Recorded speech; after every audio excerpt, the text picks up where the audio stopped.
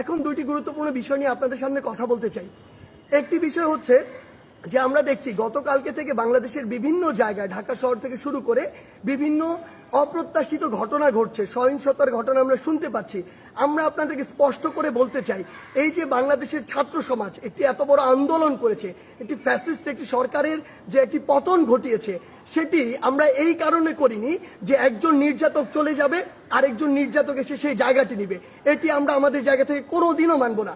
বরং এই যে নির্যাতনের যে প্রসেসটি রয়েছে, যে সিস্টেমটি রয়েছে, এই সিস্টেমটি ছাত্র সমাজ বা বর্তমান বাংলাদেশের যে প্রজন্ম তারা চায় না।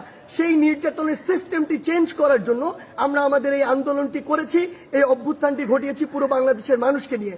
সেই জায়গা থেকে বিভিন্ন রাজনৈতিক মতাদর্শ, সে বিরোধী মতাদর্শ হতে পারে কিংবা বিভিন্ন যে রাজনৈতিক মতাদর্শে যা ছাত্র সংগঠন বিভিন্ন রয়েছে, তাদের কথা বিভিন্নভাবে শোনা যাচ্ছে যে তারা প্রতিহিংসার বশবর্তী হয়ে এই বিভিন্ন ভাঙচুরগুলো চালাচ্ছে। আমরা স্পষ্ট করে বলে দিতে চাই, এই বাংলাদেশে এরকম যদি অন্যায় বা অপরাধ যেগুলো হচ্ছে, এগুলোর অবশ্যই প্রত্যেকটির বিচার হবে। সেই জায়গা থেকে আমরা স্পষ্ট করি, আমরা কখনো আমাদের জায়গা থেকে এমন সহিংসতাগুলো সমর্থন করি না।